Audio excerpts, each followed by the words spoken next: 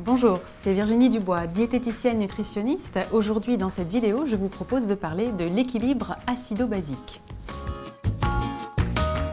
L'équilibre acido-basique est une fonction fondamentale dans l'organisme qui permettra de réguler notamment le pH du sang.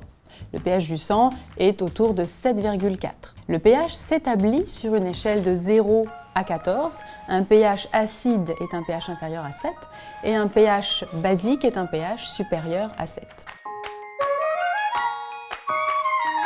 Nous entendons beaucoup parler aujourd'hui d'un régime acido-basique qui pourrait permettre de prévenir certains symptômes comme de la fatigue, des migraines, voire même de l'arthrose ou de l'ostéoporose. Aujourd'hui, absolument aucune preuve scientifique n'est réalisée par rapport à ces différents symptômes. Il existe cependant des conseils concernant des choix alimentaires plutôt alcalins ou acidifiants pour des problèmes rénaux principalement, notamment les calculs rénaux. Voyons toutefois ensemble quels sont les aliments qui sont dits acidifiants. Il existe plusieurs aliments, à commencer par la viande, le poisson, mais aussi les fromages et les céréales, par exemple les pâtes, qui sont très acidifiants. Il existe des aliments moins acidifiants, comme par exemple le chocolat ou même les œufs.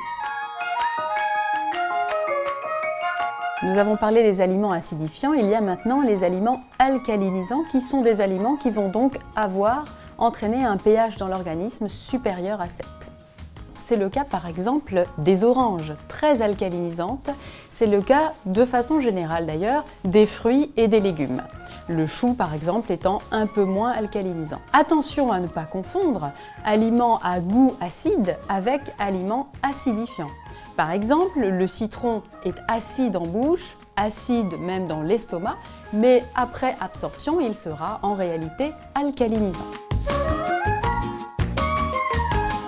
Donc, si le lien entre l'équilibre acido-basique et les soi-disant maladies qu'elle serait supposée entraîner n'est à l'heure actuelle pas justifié, il n'en demeure pas moins que ce régime acido-basique, finalement, ne correspond simplement qu'à un régime équilibré, où l'on vous conseillera de ne pas exagérer la consommation de viande ou de poisson, l'idéal étant une part de 100 à 150 grammes par jour, ne pas exagérer non plus sur la consommation de fromage, par ailleurs assez riche en matières grasses, et puis au contraire, laisser une belle part aux fruits et aux légumes qui vous permettront donc d'avoir par ailleurs un apport de vitamines très important.